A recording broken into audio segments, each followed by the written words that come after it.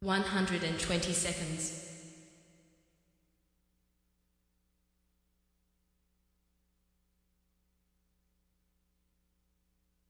110 seconds.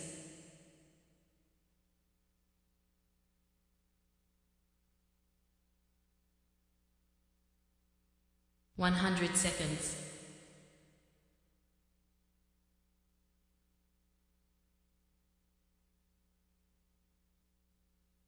90 seconds.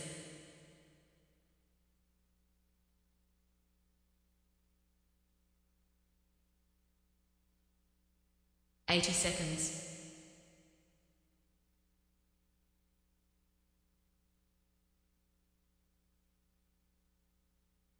70 seconds.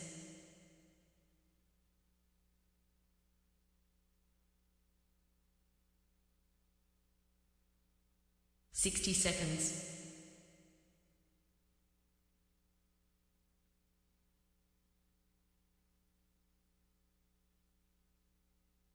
50 seconds.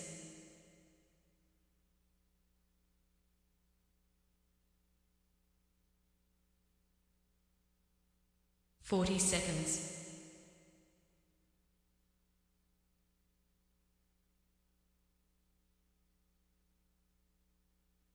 30 seconds.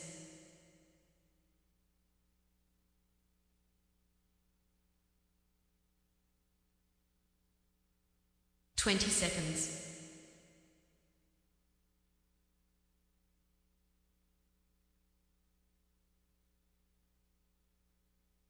10 seconds.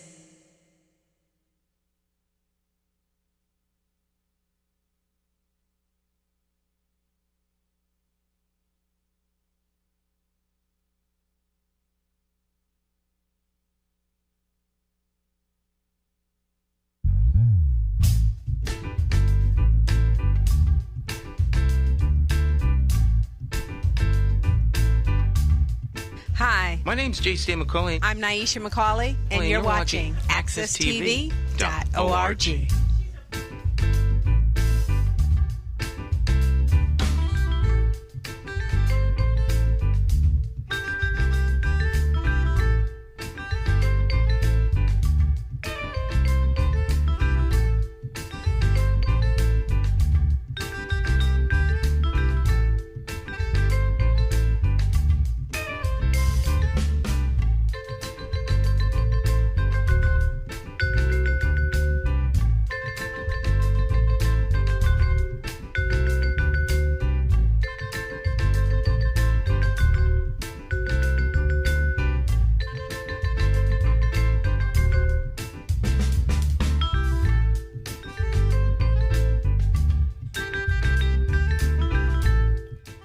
My friends, once again, it's time to get our talk on. This morning talk with me, your host, J.C. McCauley, along with the champions of talk.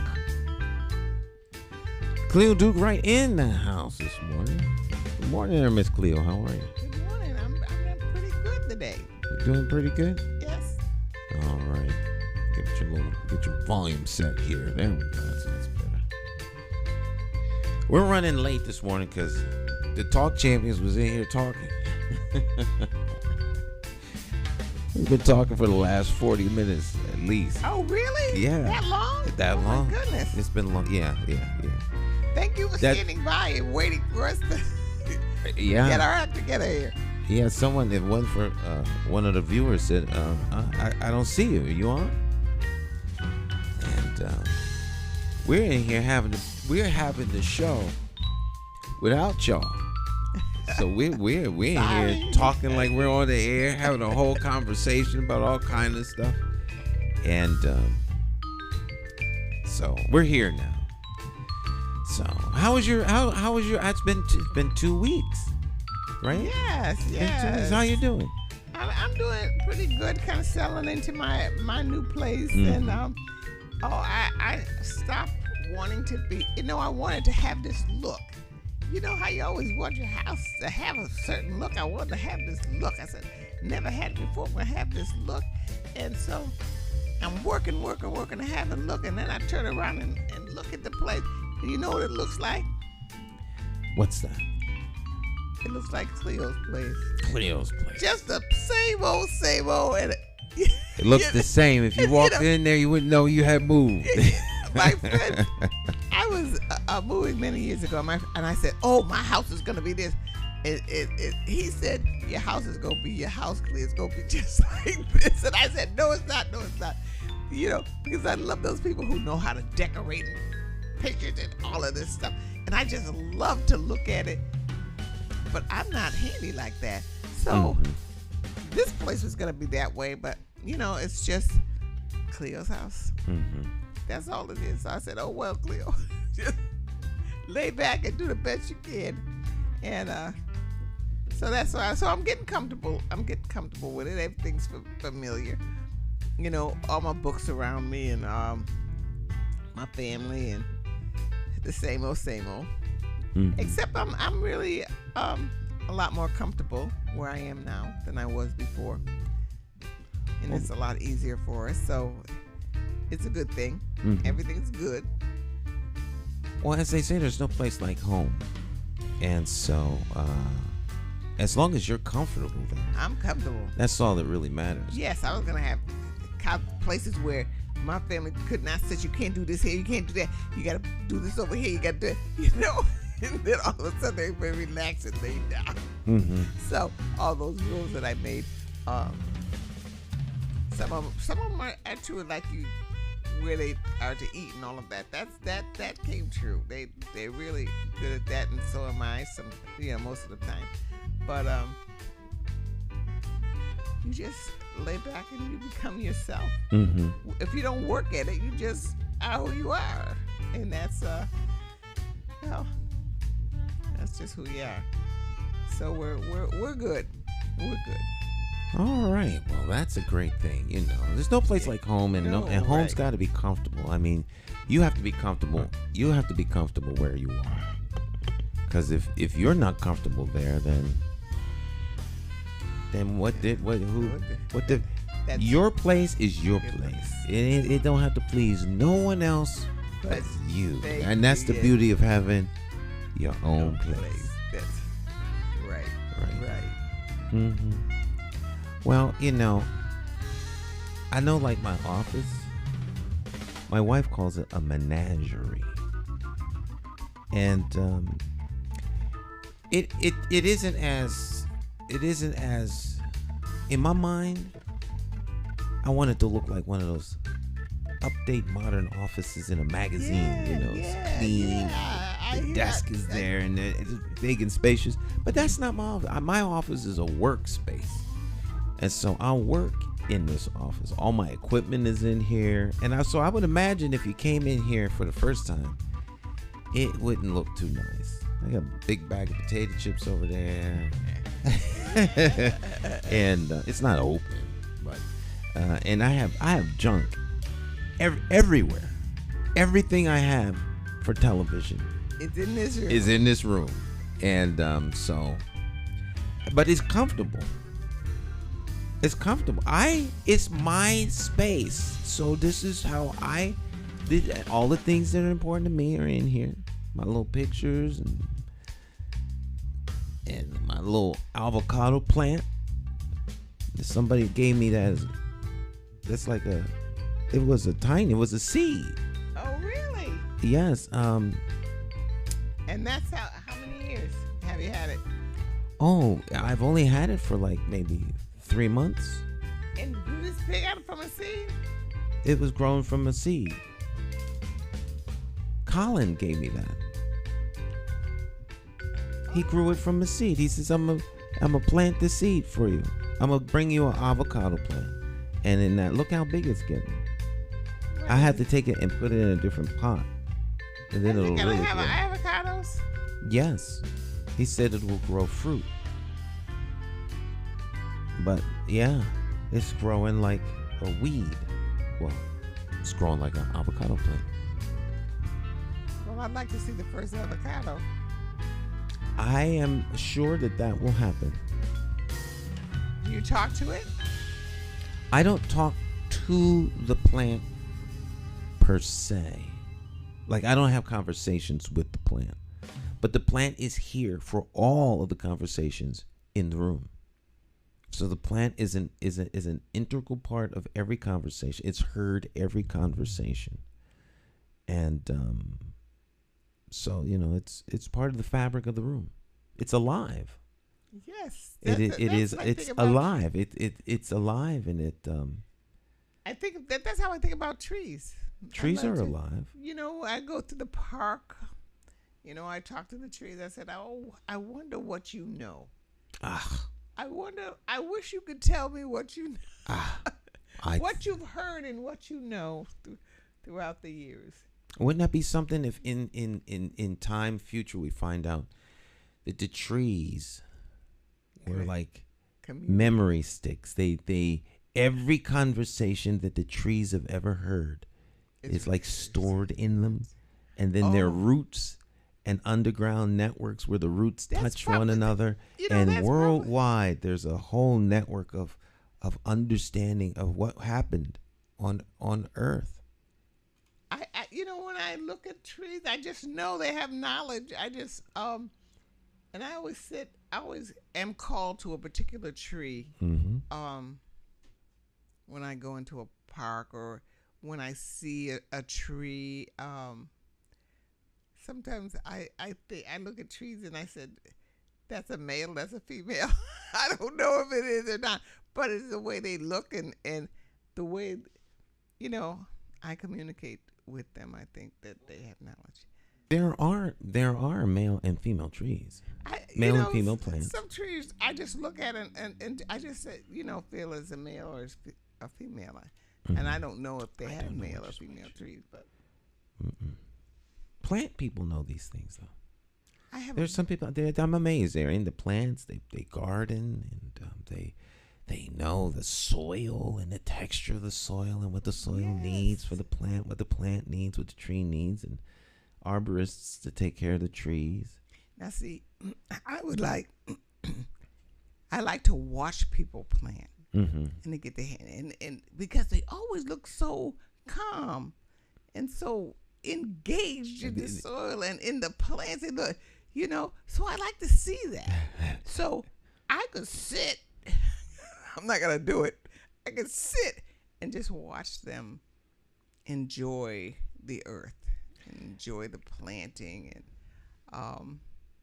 they love the soil in their hands and right. all of that. And you see the soil, and it's on their fingers, and they're having a relationship with the soil, and the plant. And they put the seed in, and the water, and they spend a whole day in the garden. My dad tried to get the three of us to have a garden or something, but it definitely didn't take with me, and it's a little with my sister when Dad was around because it pleased him and we wanted to please him, but I couldn't even please him, and my brother took it up for a while. My son loves to plant and grow things. When he had his house, he grew vegetables and peppers and all of that kind of stuff. I love to see it, but I'm not in there. I like the idea of planting, which is different than actual planting. I think I have this you romanticize this thing, and it's something you're gonna do one day, but of course you never get to it. I like going to the flower show. A flower show? The flower show. The flower? We have a flower show? Well, not like the flower show, but they have a flower show comes down to the to the convention center. Oh, I didn't know. And I remember going to the flower show with my mom.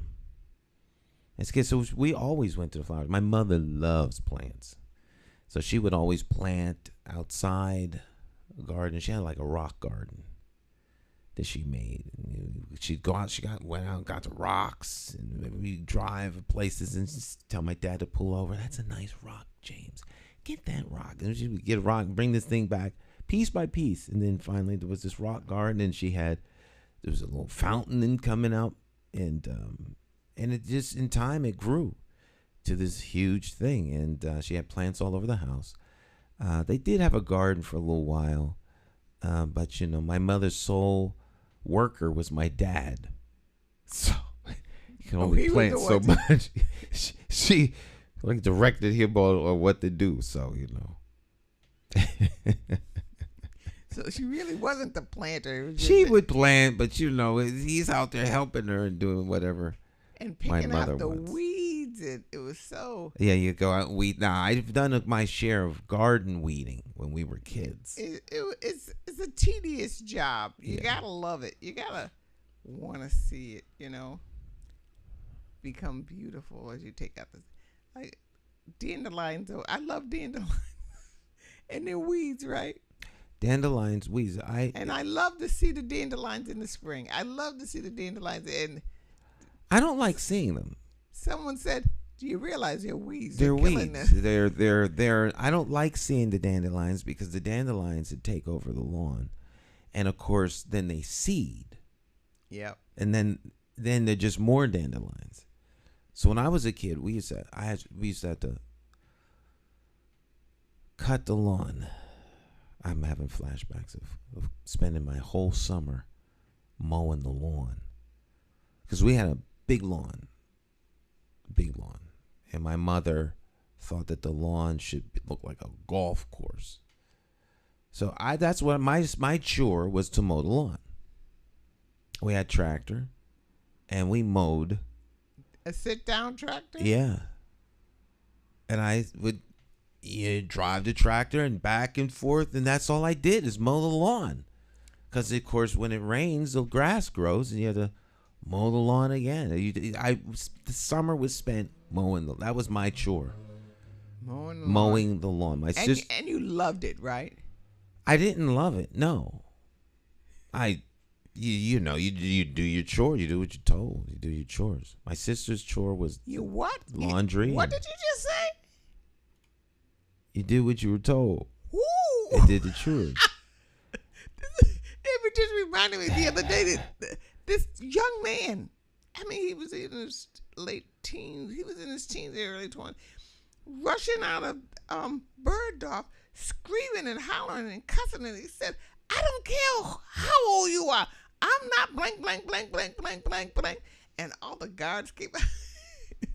And when you said, "Do what you're told," this young man, he said, I don't care how old you are." Oh, that was unacceptable. Very unacceptable. No. Very unacceptable. But actually there was a time when you actually did do what you were told. Basically, you did what you were told to do. I'm old school. Very old school. You do what you're told. That's what parents are supposed to tell the children. Do what their parents tell them. We have made the children the parents. And they can do what they want to do, and don't touch me too hard. I'll call DCF on you. I've heard children. See, that would trigger me. I've heard children. You don't have to. No. You don't have to. Look, get in the car. I'll take you to DCF. How many parents say you want to keep them? Keep them. Old school. If I can't discipline them, then you discipline them. Right. But. Right. That's how teachers are in that position where they're kind of locked in. They can't yell. They can't really discipline. They can't do anything, and so you lose control of the classroom. That's right, because the children know there's no order in the class. Right. Therefore, the children are controlling the environment, and then now they can't learn. They're there to learn, so that they can be competitive in the general overall society. So if you have children who can't learn and don't know anything at the end of the school experience, they become incapable of competing on the world stage for jobs and things along that line. And we're no longer competing with kids from the neighborhood or the next town over. You're competing with people online. Mm-hmm. So anything that you could get done here, you could get done from someone anywhere in the world. Even to the degree that they can actually make something for you and ship it here. So, now the person that can do the highest quality at the lowest price is the one that's going to get the job. That's right. And in a world where everything is now happening in an online environment, where people are going to work via Zoom, the person you work with, your colleague could actually live in Guam, or there's one. Well, I'm a caretaker. There's one position. There's probably many, but there's one position you can't Zoom. You can't do it online. You can't work at home, and that's caretakers. Well, I thought that was a pretty safe position, but I was watching some stuff this morning, and with the new AI and the capacity at which they are coming close to robots who can talk, have conversation, have a sense of when you're being depressed, what they need to say to make you cheer up, and have a whole conversation and interact with you in ways that, So you don't have to interact with people. And you don't have to interact with people. And a lot of times, the interaction issue is people. People. So there's a whole subculture, and it's becoming more and more normalized, of individuals will have conversations with artificial intelligence via their like the jet applications. Skis? Remember the Jetsons. The Jetsons. The remember the maid? The maid robot? Yes. I want to say her name was. She had a name. I can't remember the name of the Jetsons robot. I'll bet you the artificial intelligence knows. Alexa. What was the name of the Jetsons robot? Rosie the Robot is the family made on the primetime animated television series The Jetsons, which originally aired on ABC in 1962. 1962? I thought it was later than that, like maybe 19 up the road of 60s. But when I realized Rosie the Robot, that's right, Rosie. Whatever we could think of and create in our heads, we can create in reality. Yes. When we in the 50s, who was that person who went out to space, and he had this, it looks like a can now because it shakes, and he got into his spaceship and he went out to space. Oh, why am I asking you about the 50s? You're talking about Flash Gordon? Flash Gordon. And there was one more, but Flash Gordon is yeah. All of that came true. Plus, yeah. I remember Flash Gordon. So I can think of so after that I said, anything we can think of, we could do. Anything we can think of, we can do. We can do. That's right. It becomes a reality in your mind. When I was young, I said, if I think that hard enough, it'll happen. So I have to think good things. So every time something negative came into my mind, I remember trying to push it out because I knew that if I thought negatively, that negative would happen to me. Mm-hmm. And it throughout my lifetime. And if you sit down and think about the negative things that you thought about, that you knew were going to come true, that you believed in, actually did come true. Well, the greatest natural resource we have is our mind. The old commercial for the United Negro College Fund. A mind is a terrible thing to waste. Remember that? Yes. That commercial. A mind is that, and that's so true. And if your mind is not sober, if your mind is not inquisitive, engaging, if it doesn't have the capacity to see things that are wrong, then it won't have the capacity to find ways to fix what's wrong. So you got to think. Is there going to be a group of people who is behind the artificial intelligence, and then the rest of us in the corral who slowly give up that privilege, give up that freedom of thinking, because we have so much around us that to think for us that we no longer think.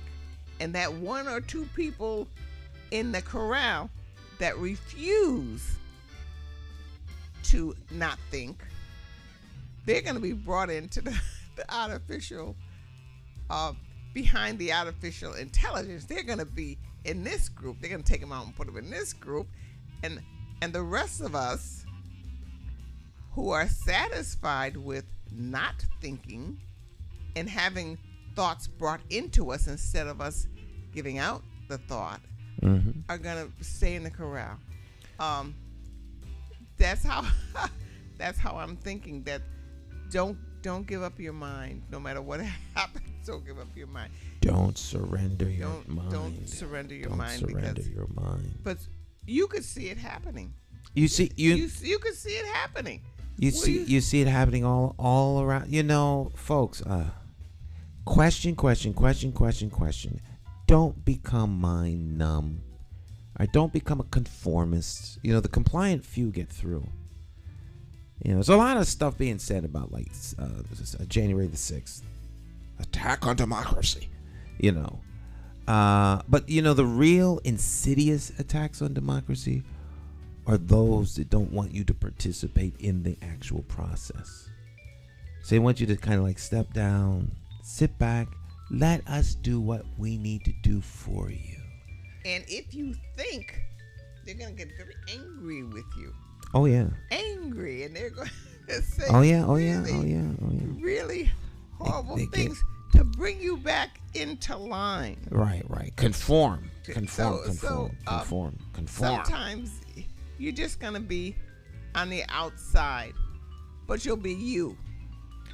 Better to be on the outside being who you actually are than on the inside and surrendering yourself to the will of others. Yeah, absolutely. And you could tell people, you talk to them and tell them you really don't have to go that way. You really don't have to think that way. And if they're telling you something, think it out. Think it out. Don't just blindly trust. All those people on television that I have, who are always smiling and laughing and happy. And, they're talking to us. If you get this, you'll be happy. If you get that, you'll be happy. And everything makes, even the stupidest things, commercials are really crazy. Just, that's not real.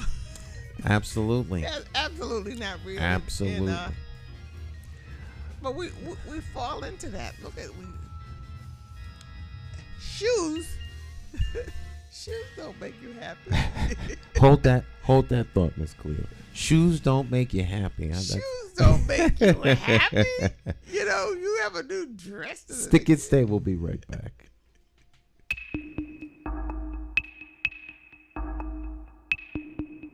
Every bad political decision is made by a politician elected to office.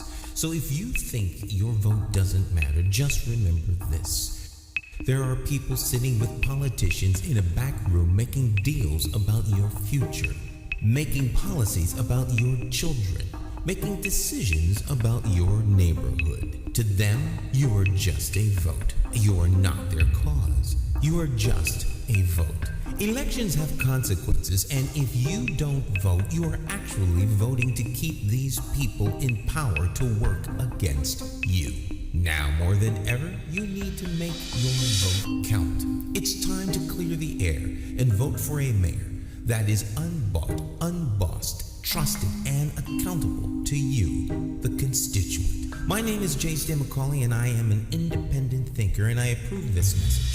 I'm asking you for your vote on Tuesday, September the 12th, 2023, in the Democratic Party primary election for mayor of the city of Hartford. For more information, visit McCauleyformayor.com. Have the courage to vote your conscience and vote for the name you trust and know. Vote J. Stan McCauley for mayor.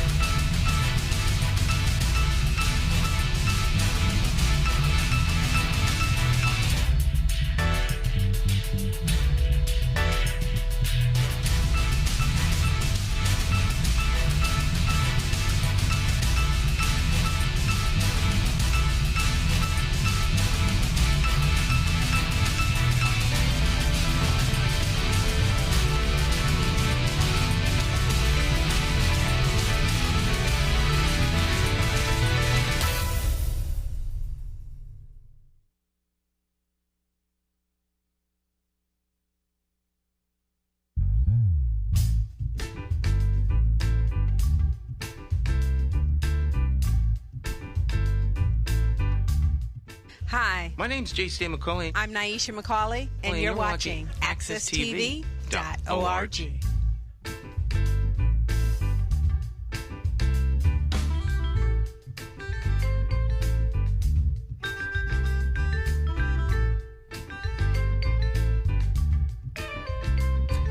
All right, my friends, welcome back. Little Jay Hogarth in the background. The maestro. There he is.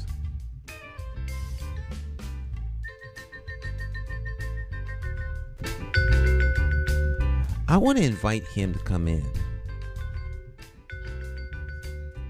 He plays the vibraphone. That's him right there. And he is a professor of music.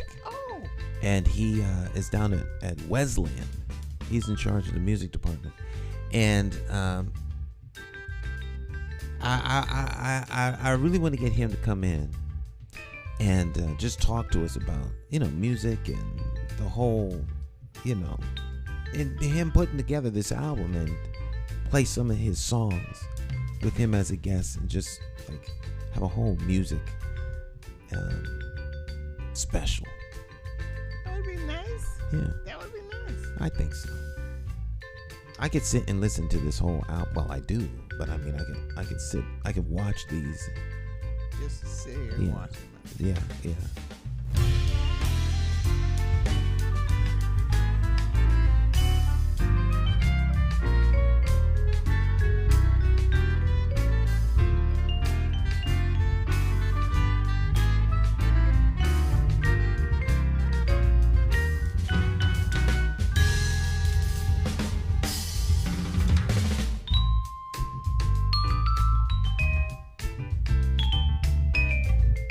That's my favorite instrument, the xylophone. Really? Mm-hmm. I always thought it was fascinating to hear someone play, to see someone, because you don't see it very often. Mm-mm.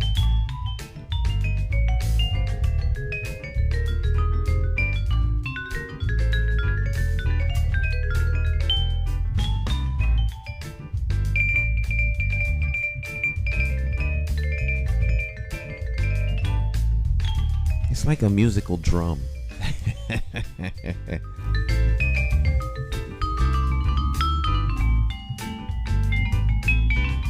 Who famous black person played the xylophone?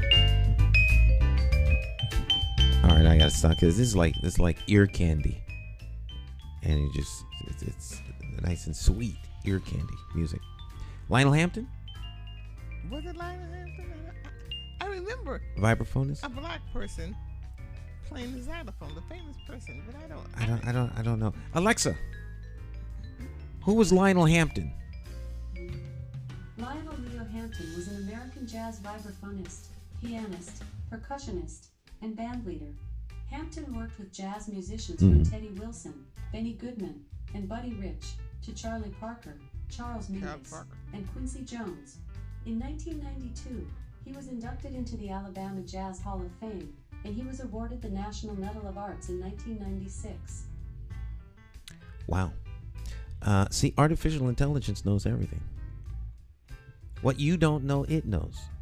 And if you don't know, the only reason you don't know, if you don't know, the only reason you continue to know is because you don't ask.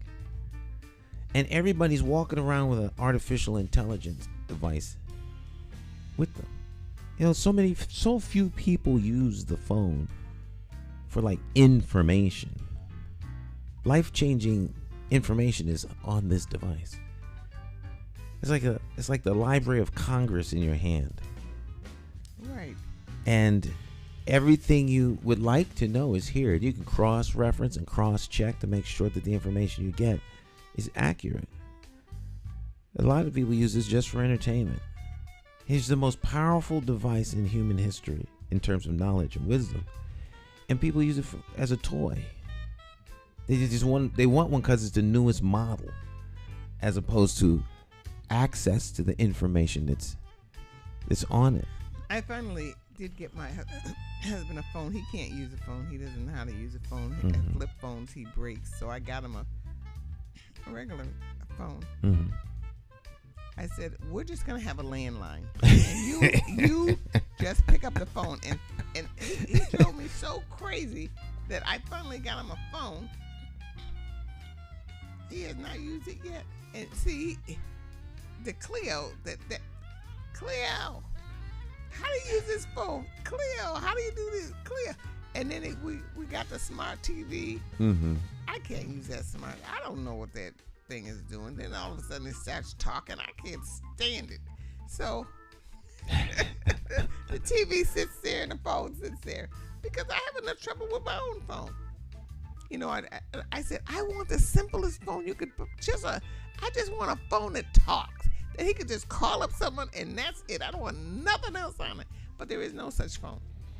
You could program your smartphone to just be able to, hit a button and just speak. You don't really need a program. You could do. Just hit this button and say, call Kathy. Yeah. So like if we use the phone, if we do this, let's experiment. So press this button here. Call Cleo Duke-Wright.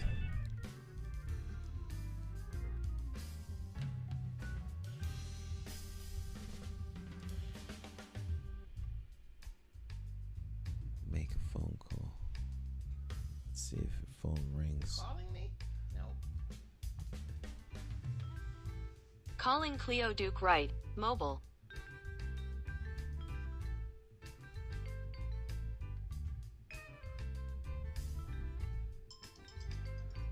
Yeah, there it is. There it is.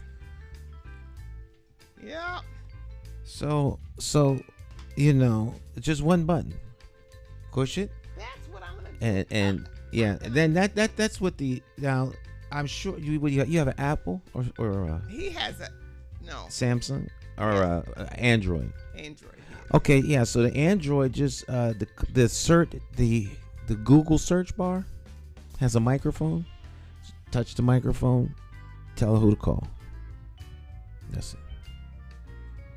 That's it. That's it. That's what I'm gonna do. And then it doesn't need any special programming or anything. It just the name doesn't have to be in your contacts. Well, you're gonna have to put the name in the contact. Yeah. Yeah. Okay. Yeah. But you make a contact list. So if there's 4 people he need to call, just put their names. They're the only names in the phone.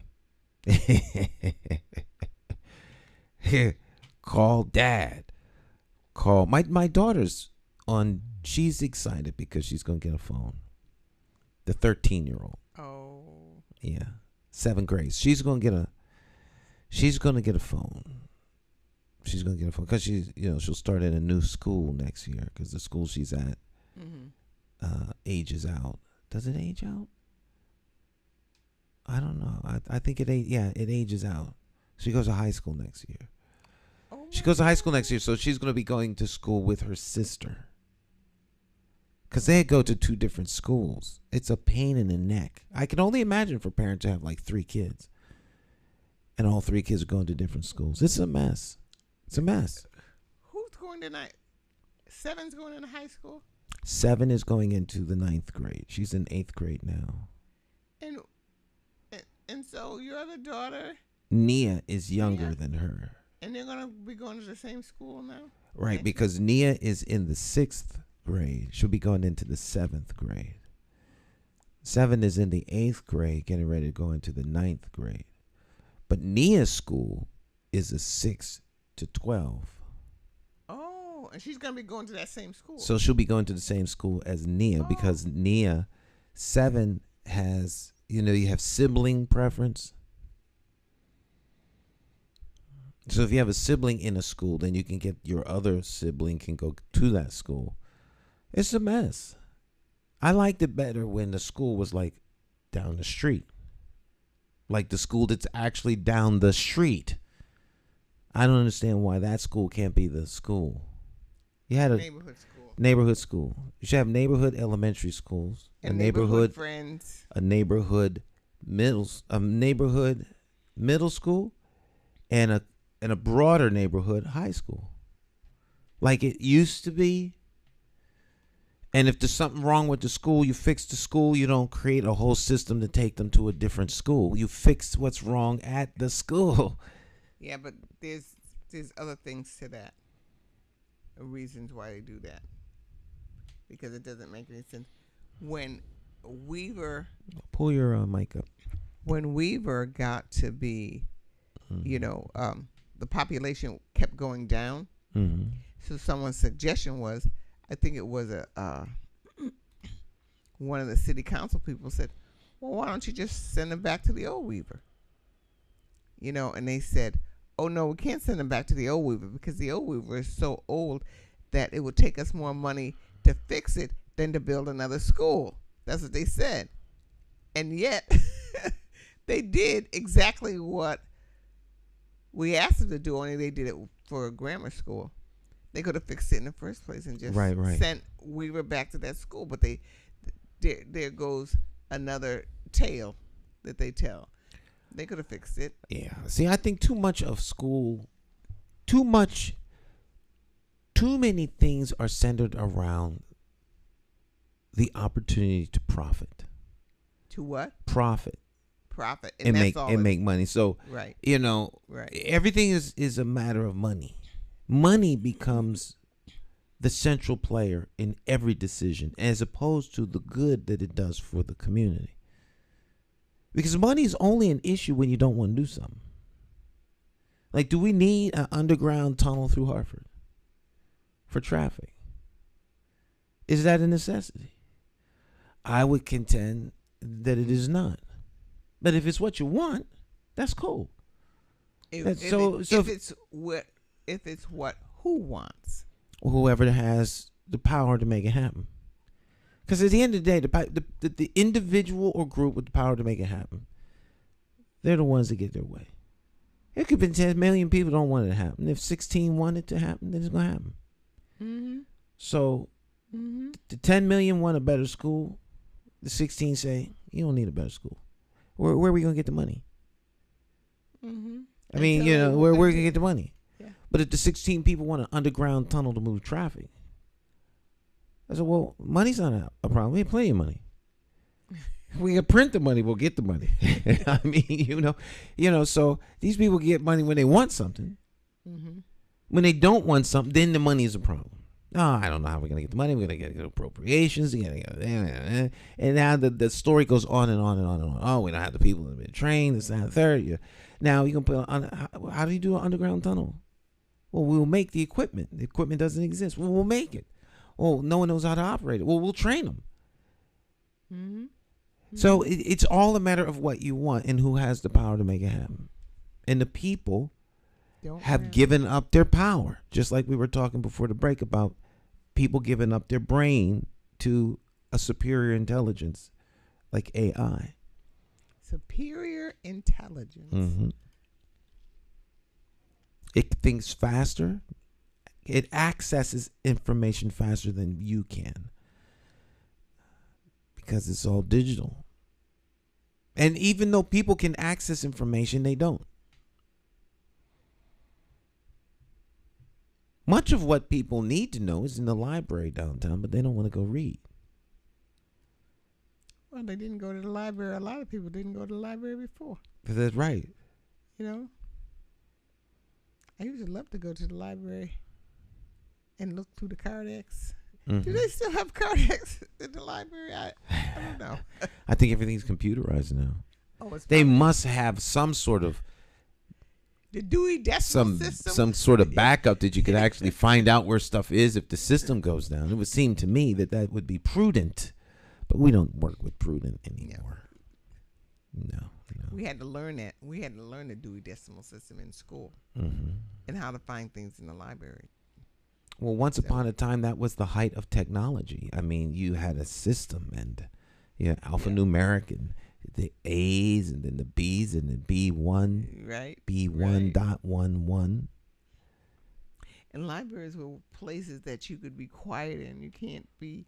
There are some libraries I never go into when I go to the library because they're too noisy. And when you ask, it's too noisy in here. Is there a quiet place? And they tell you, no, there isn't. especially the smaller libraries. Well, if I have to stop going there. why are they noisy because of the young people or just people in general? I don't know. Well, there's a lot of young people there. They're babysitting sites, in a way, I thought. And I don't know what other reasons why they're so noisy and people running around and laughing. My gosh, that librarian would have kicked you out that library. When I was younger and you made noise, because a library was a place to study and to learn and to read, and you needed quiet. And you weren't allowed to. You could whisper, but you can't. And if you whisper too loud, the librarian's coming over. Shush you. And Shh. Yeah, but Quiet. I need you to be quiet. You're making too much noise. because people are studying, people would come in and just read the newspaper and all of that stuff, and it would be quiet. But there's some libraries I love, because you could still do that. There are some libraries you can still do that.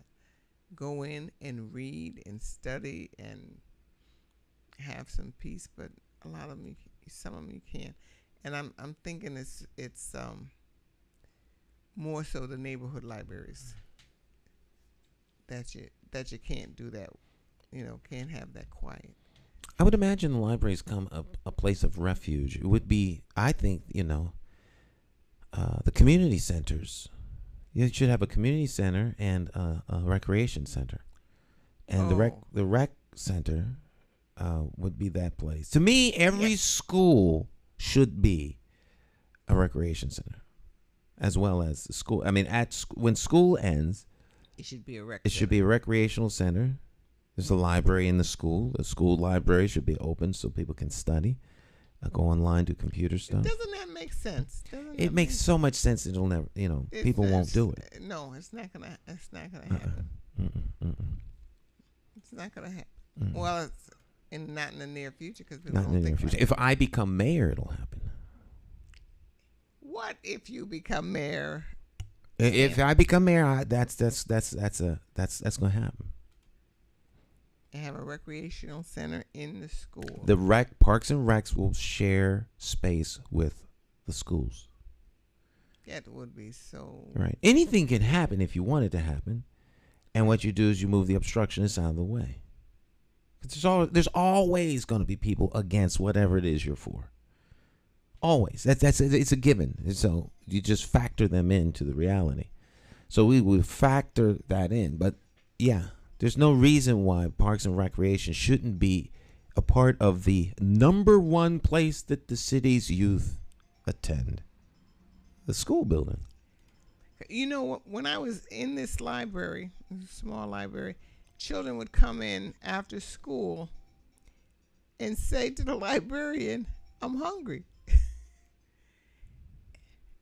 And the librarian said to me, a lot of children come in and say, so sometimes this particular library had snacks, or someone would bring in snacks for the children after school. Now, most schools have a place where kids can eat, the cafeteria. Right. So imagine if a kid was hungry after school and they could actually go to the cafeteria and get something to eat. But once again, these ideas are way too complex for most people to handle. So you'll find a reason why they can't. See, most times what people come up with is why they can't do a thing, as opposed to let's make it happen. So when the attitude is let's make it happen, then you find the means and the ways to make it happen. Oh, that can't happen. So kid goes hungry. There shouldn't be any hungry kids in the city.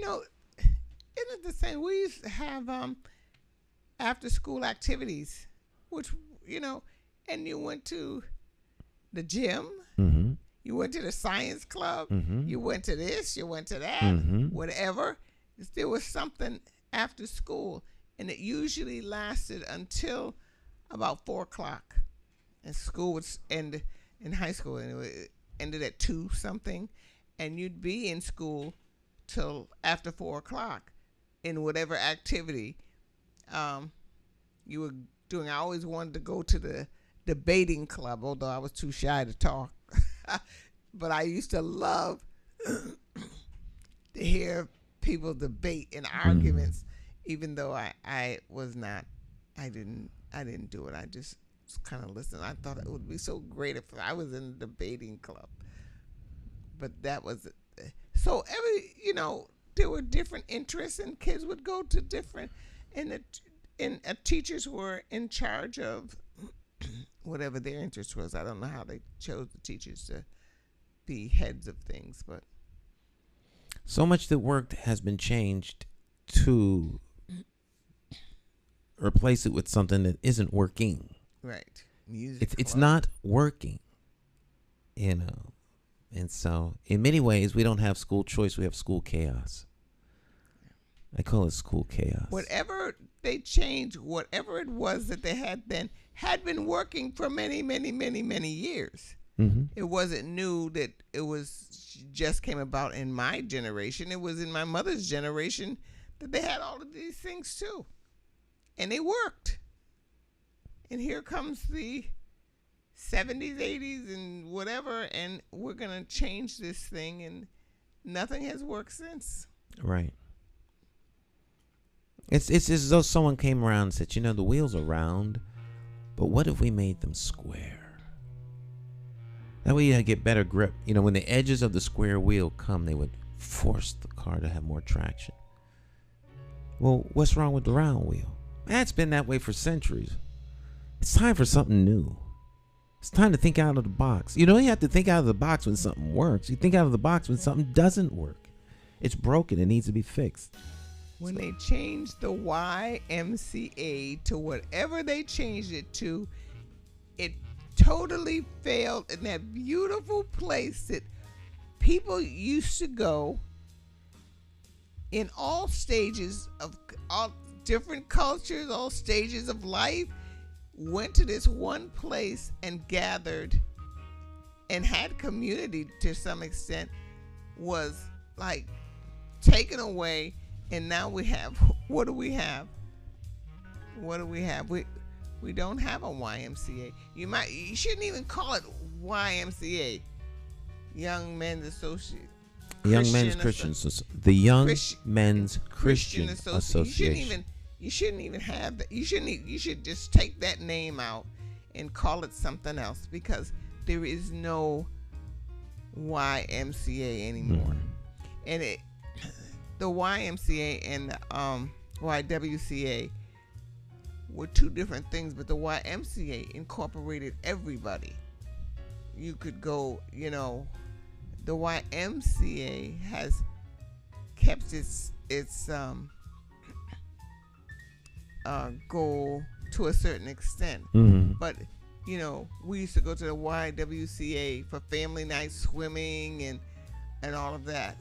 But it was the YMCA who had the summer camp. Mm. You send your kid when they're 8 years old, go to summer camp all day. You had the marginal people, you had the working people, you had the well-to-do people, all at the YMCA. They communicated. What do they got now? They destroyed it, and it was a place of refuge. You could get a room if you were traveling. You get a room for little enough, not that much, to live there for 2 weeks. What, it was a month or 2 weeks, and then you had to go out for a day and come back or something like that. Nothing now. We have a corporate place. It's in the whole purpose for the YMCA has left. Yeah. I Times. think that's shameful. Yeah, the times have changed, and to a certain degree, I think people are just the ways that used to work. Someone came along and said, "They don't work." Let's make some money. Yeah, Let's make we some can money capitalize from the off of this. We create a need, and then we'll profit off of it. And failed miserably. And profit takes over everything. Yeah. Stick and Stay. We'll be right back. Morning Talk.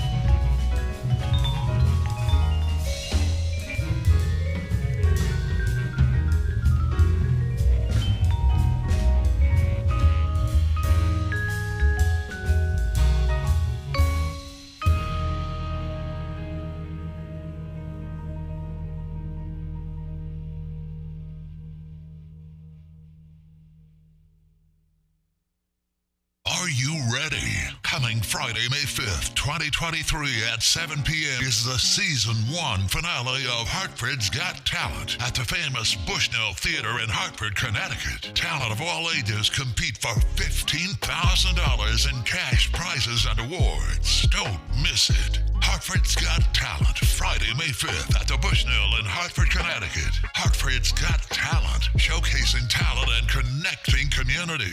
For more information, visit www.hartfordsgottalent.org.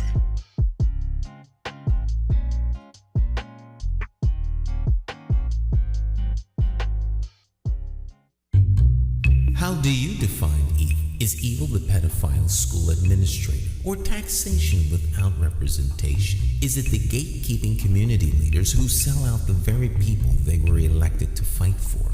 Or is evil the politician that puts out lies and takes in cash? However you may classify evil, having to choose the lesser of two evils still leaves you with evil. Nowhere does this rule apply more than during an election for mayor. Choosing a candidate who is the lesser of two evils still leaves you with evil. No wonder so many people don't vote. It's time for the constituents to flip the script and vote for a mayor you can trust. My name is J.C. McCauley. I am an independent thinker, and I approve this message. I'm asking you for your vote on Tuesday, September the 12th, 2023, in the Democratic Party primary election for mayor for the city of Hartford. I, like you, am an independent thinker. So let's sit down and talk about my path to victory and why my 5-point plan for Hartford will work. Stop listening to the uninformed evil interests that tell you I can't win. For more information, visit McCauleyformayor.com. Have the courage to vote your conscience. Vote for the name you trust and know. Vote McCauley for mayor.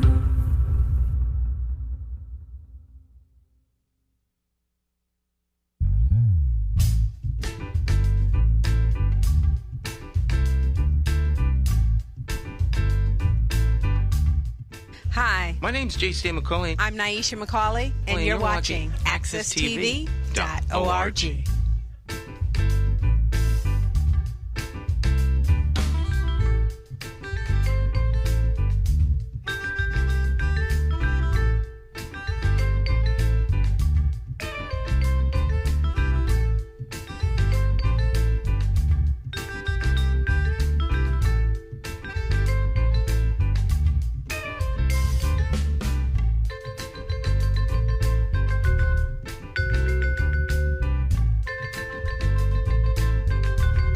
All right, my friends, welcome back. It's Morning Talk.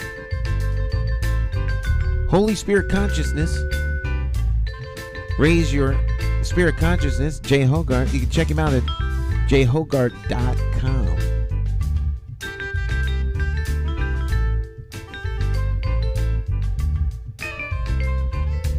All right, let me stop because I will absolutely get pulled into that and be back listening to the album all over again. Yeah. Yesterday I had the great pleasure of making a presentation to the 7th District Democratic Town Committee. 7th District. So they're starting the town committees are starting to listen to the candidates make their pitch as to why they think that they should be considered for all the different offices, whether it's treasurer, city council, mayor. And so, you go on the tour of the city. So last night we were at the North End Senior Center.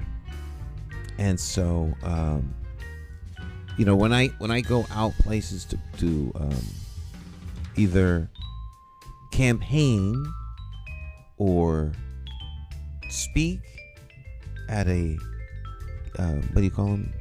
debates or anything like that, I take the mobile office with me. So the mobile office is there, it's staffed up. The crew is there, and people can come there and register and stuff. So last night when we were there, Bridget Prince drove by and saw the office. So she taped a little video and posted it online. So I'm going to show you all this the video that she shot. If I can, it's right here. So let me show you this. Drop the music down, and it's right here. Let's see here. I'm pretty sure this is it. Where's the replay video button? Here we go.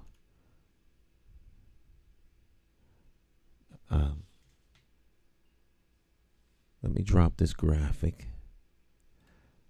All right, so let's. There we go. Let's start it over. Here we go.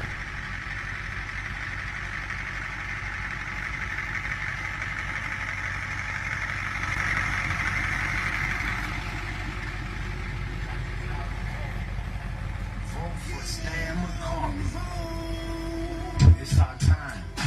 We gotta rise up and take it back. There she is. Vote for Stan McCauley. Hey, my friends, welcome to the McCauley for Mayor mobile campaign office. All right. I am sitting behind the desk. This is the mayor's desk. And I want you all to come on down and do a mayor for a minute. That's where we give you an opportunity to sit here and tell Hartford what's on your mind. So when you see the mobile campaign bus out there, stop on by. If you want to register to vote, stop on by. All right. The mobile campaign office is designed to be where you are. That way I can come out to you. My office isn't sitting on some West Hartford border, and it most certainly isn't a temporary place in the north or the south end. It is here for you, and it is wherever you are. So the campaign office is rolling around. I'm nearby. That means it's in your community, all right? So remember, McCauleyforMayor.com, MayorMcCauley.com. Special shout out to Bridget Prince.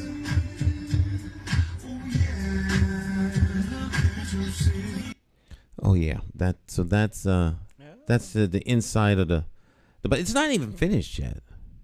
It's not finished, but it's almost totally finished and ready to go. So, did someone come in? Yes, come in to the bus. Say that again. Did someone visit you in the bus?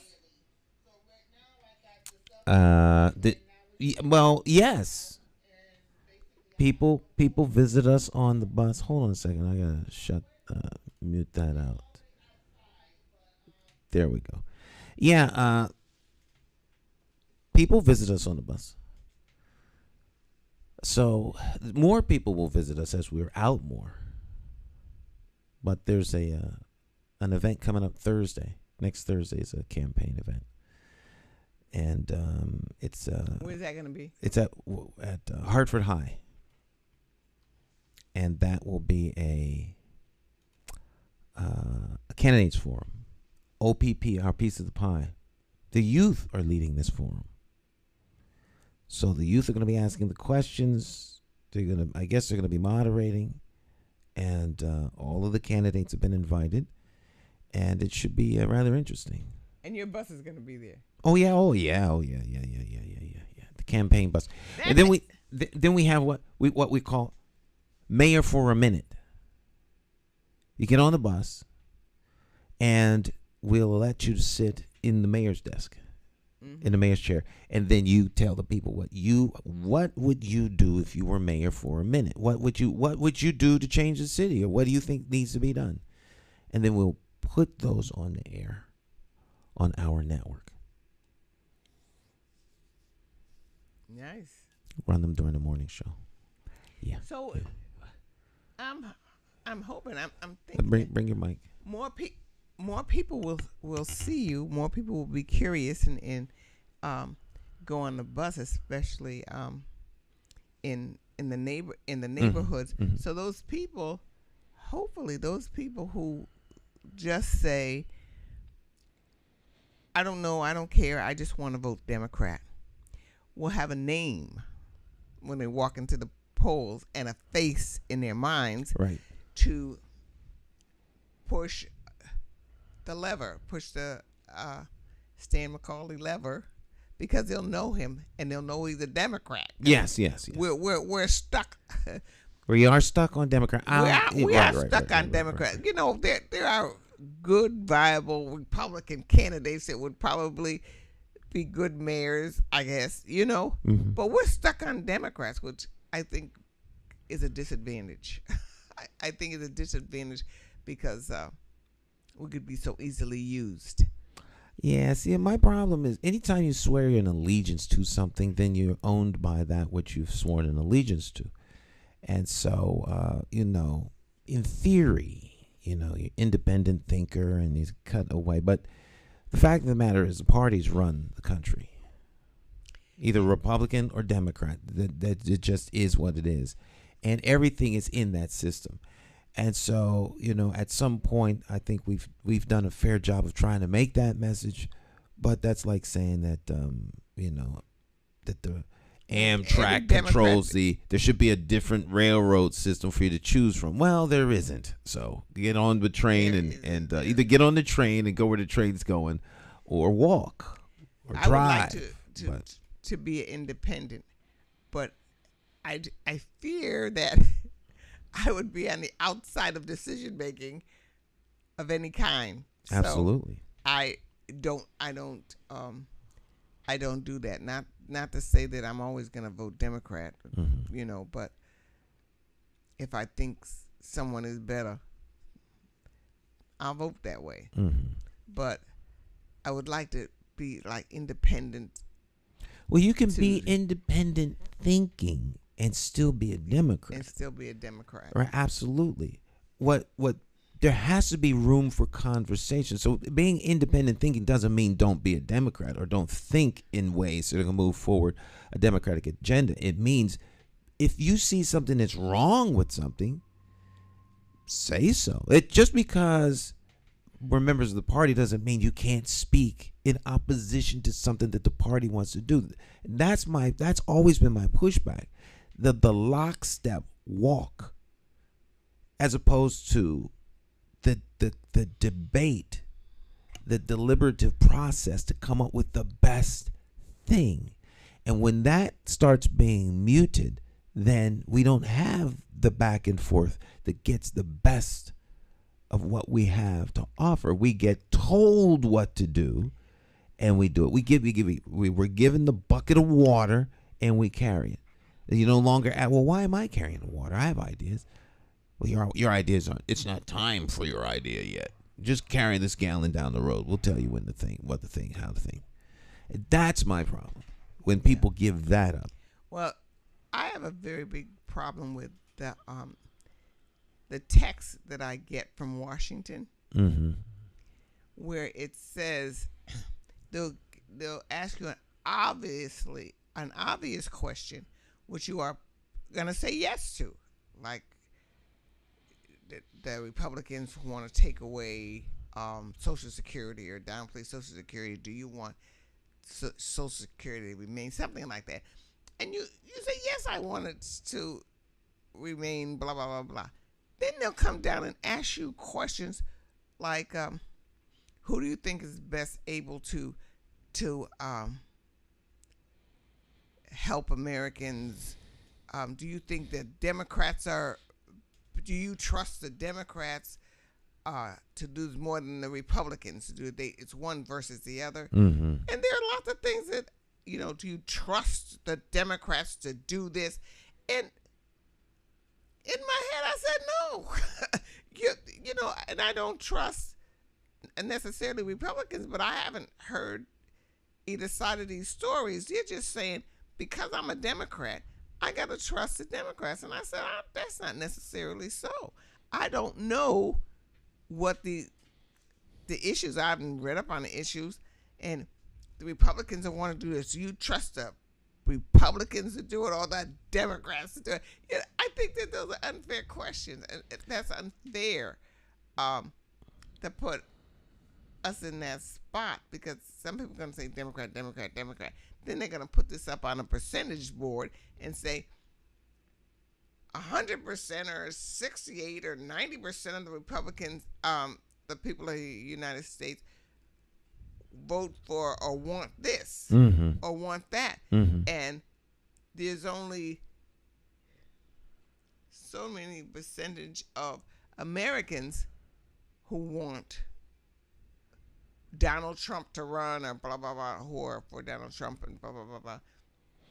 And it was such an insignificant percentage that I saw. I said, I don't believe that. Well, I said, I don't believe that. they're being very manipulative. And I don't like it. And I just answered that first question that I agree with, and I don't answer any other because I just think that it's always the question. If you want an answer, you have to ask the right question. And if you know how to ask questions, then you will find the answers that you're looking for. And that works real well when you're trying to probe for the truth or what went wrong and reconstruct a disaster or a series of missteps. But when you're trying to use those things to get people to think a certain way, because people do think a certain way. So, did you know that the Republicans are going to take away your Social Security? I didn't know that. All those dastardly Republicans. Do you support that? No. Oh, well, let me ask you a couple other questions. Do you trust the Republicans? Now, they've already established that you don't trust them. Now they ask you a series of questions. Send you out another circular. Did you change your mind? Or do you still maintain this? Because we got the base questions. Now, we send out stuff. And they play with people. Rather than to just give you, this is the Republican policy. This is the Democrat policy. Which one do you like better? If you say the Republican, then as Democrat, you should say, well, what is it that they like about this plan that we need to take a look at so that we can make some adaptations to keep the people who support us content and happy? Where do we perhaps need to compromise? Do they have something that we're not thinking about? No. But see, no one does that because they're not interested in really what's best for you. They're interested in what's going to keep them in power. Total control of your mind. That's what, every time I read this, I'm saying, you can't have my mind. There you go. I love that.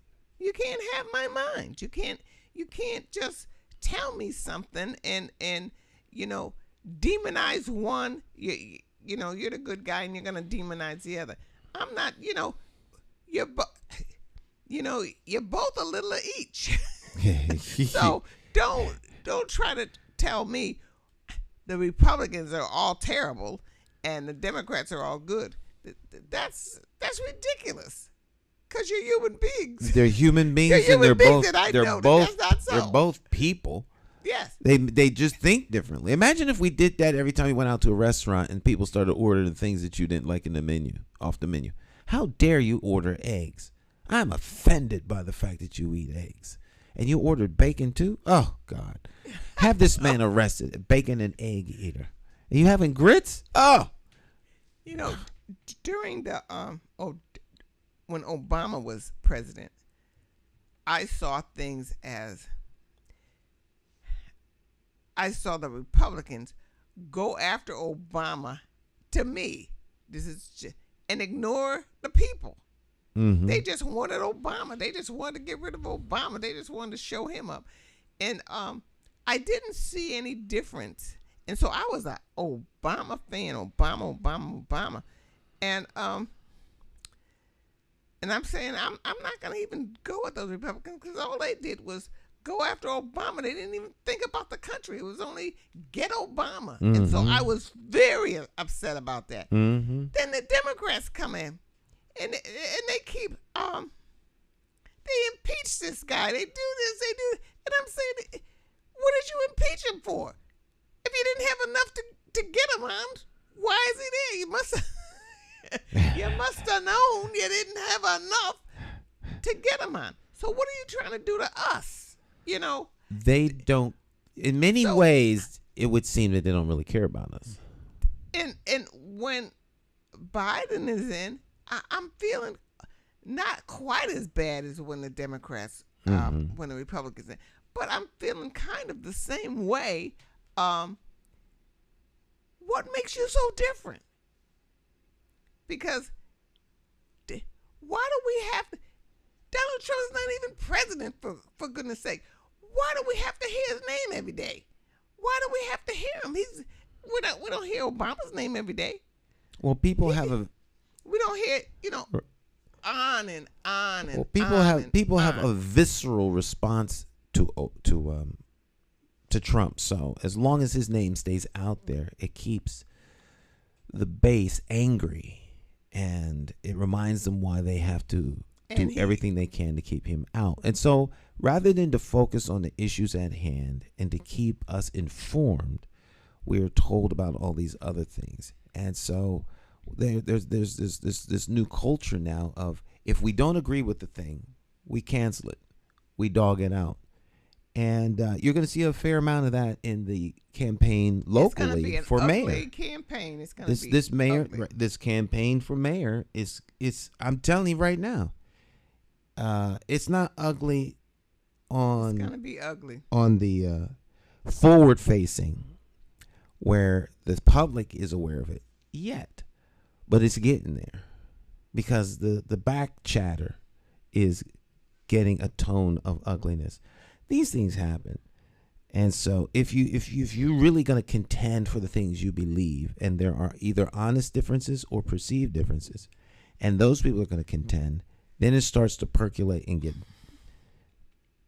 it starts going back and forth, and people start saying things in private that wind up becoming things that are now public, and then the broader entities get pulled in. You have proxy wars where you have surrogates saying things to leave the candidate out. But sooner or later, a candidate's going to start saying stuff, and then it'll get nasty. Because people's egos, everyone got ego, people's egos start getting stepped on, and now it starts coming out. And it gets nasty, because the nastiness happens all at once, like that. It doesn't work up, and it's below the water.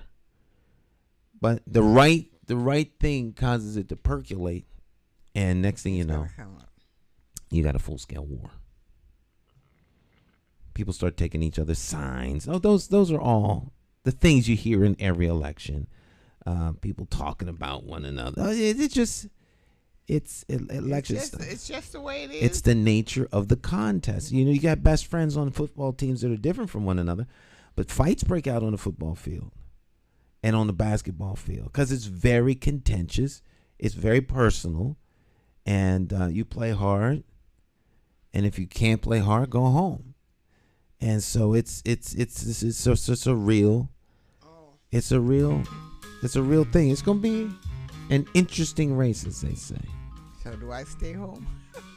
I don't know. Will I stay home? I can speak as one of the candidates. I tell you, I'll do my level best to keep it clean. This, not that. But if someone throws a punch at me, I'm going to punch him back. Most people don't think of Pastor Stan as being able to punch anybody. But then most people have never worked with. Lots of people worked with me. There are very, very few people who've actually worked for me. So perhaps they should talk to the people who've actually worked for me. They'll find that I'm not the same jolly, jovial person when you're working for me. I'm a fair boss, but I don't no. But my desire to win is honest. There's a notion out there. This is one of the most ridiculous things I've ever heard, that William DeBella is paying me off to be in the race. I can think of nothing more absurd. That's just one of the many rumors I've heard, and that's rich. That one is rich. That I should have the kind of influence to command that kind of attention from somebody like William DeBella. It's absurd. It's patently absurd. So we're trying to track down where that came from, so we can sue them for libel. How you really got to sue them for libel? Well, if you want to talk about some free press, sue someone for libel and slander as a candidate. You may not win, But the fact that you're doing it would create such a and it would make so many people angry that the people angry would be talking about you in their sleep. So no matter what happens, people are talking about you. You know, so you folk out there that are angry may want to tamp some of that down, because every time you talk, it creates more free word of mouth. Oh, that's a Trump move. Yeah, I love it. I love it. I love when I love hearing reports about something that somebody said about the fact that I'm running, and you know, it. I love it. I love it. I love it. That's good intel. That means you're rubbing up against somebody. Yeah. Has your viewing of your shows increased since you came out as running for mayor? That's closely held. Our algorithms and viewership is always closely held. Everyone keeps those numbers under wraps as best they can, unless they're trying to sell something. Then you use those numbers to help boost up the price. But since we don't sell advertising time, we keep our numbers and algorithms close to the cuff, so that it always looks like we're not as effective as we actually are. Yeah. Oh. So okay. I would answer that question as much as I try to be transparent. But a question in the affirmative or the negative would give the opposition room to work. So we have to just keep them guessing. Oh. Yeah. Okay. Because I will say this, our outlets far exceed what most people think. Like, we're not only on Facebook. We're on lots of different things, but we never tell everybody where we are. Yeah.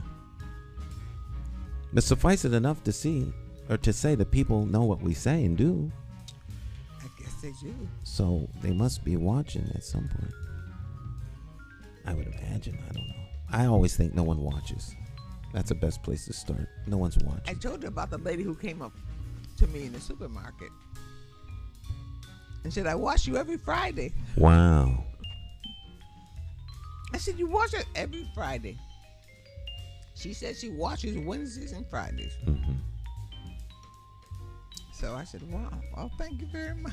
My wife was shocked the other day. She was at an event, and the woman came up there and says, I watch your husband every morning. Because my wife does not watch the program. She doesn't watch anything I do. I always joke with her about it. You never ever watch anything that I do. So I don't need to watch it. I live with you.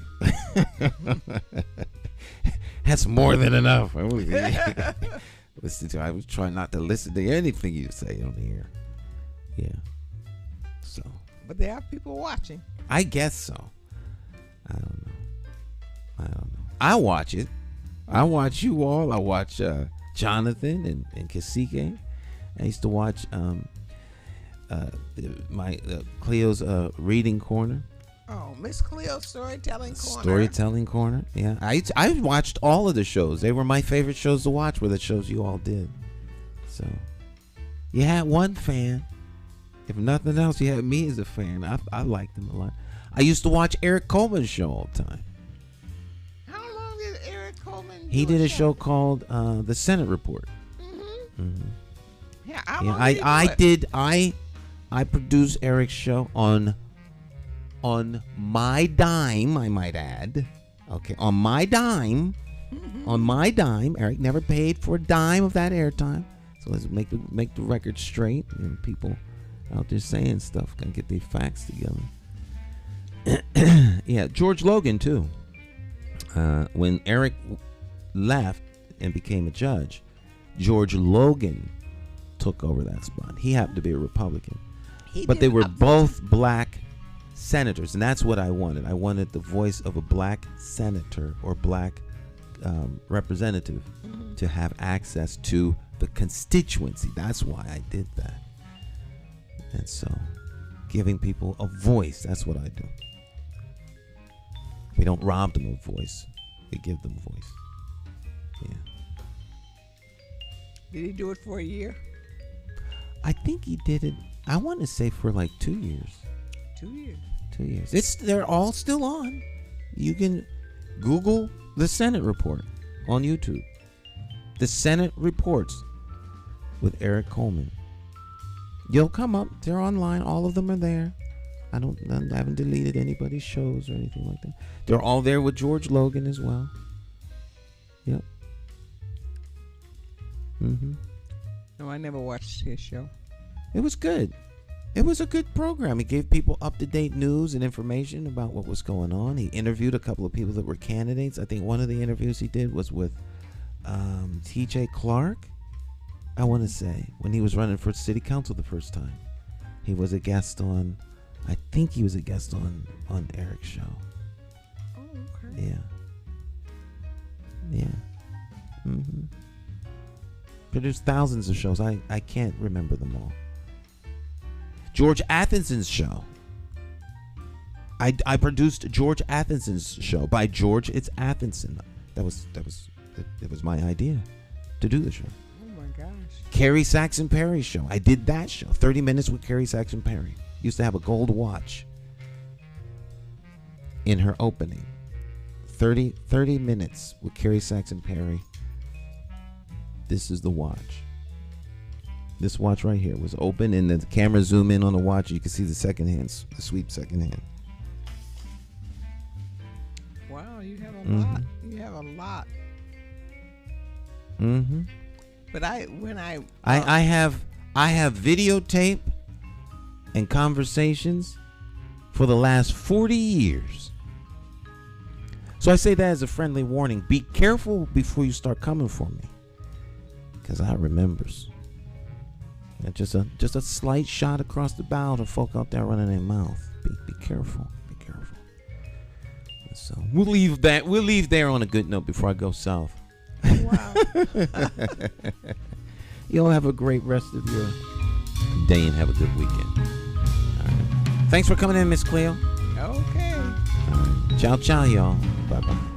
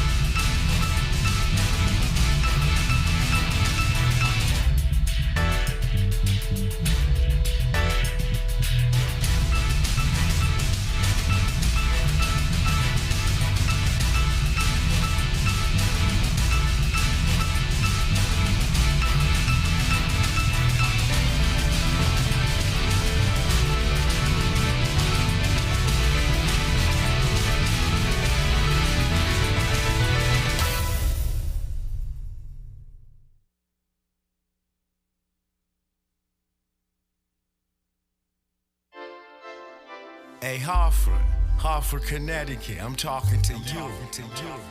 We gotta get out and vote. Vote for Stan McCauley.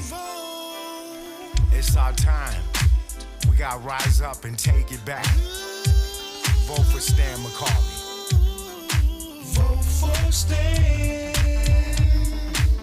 You gotta vote for Stan McCauley. Vote for Stan.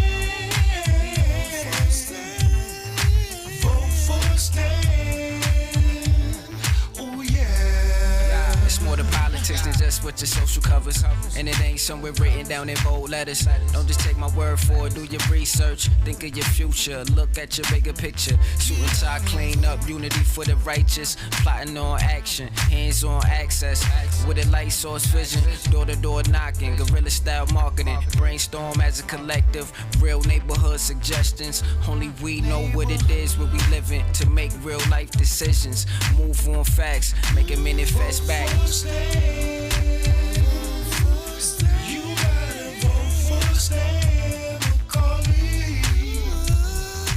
Vote for Stan. Vote for Stan. Vote for Stan. Oh yeah.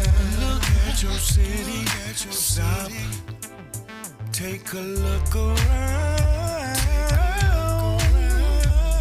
Is opportunity flow into your house? Are you working? Wait, can you save some money? And is your neighborhood safe?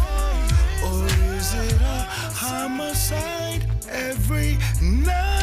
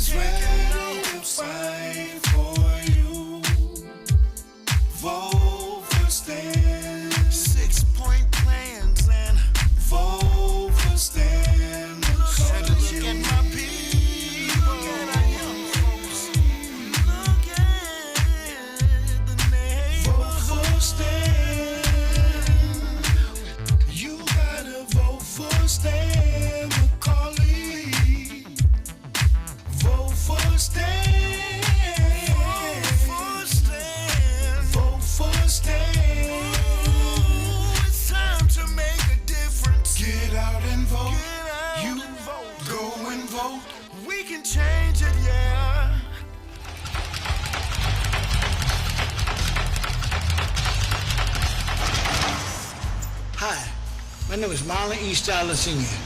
Many of you may know me as the two-time welterweight champion of the world. I'm here to tell you that Democrat J. Stan McCauley, as our next mayor, will fight for you until the last bell. Help me throw a knockout punch. Go out and vote for Stan the man. My name is J. Stan McCauley, and I approve this message.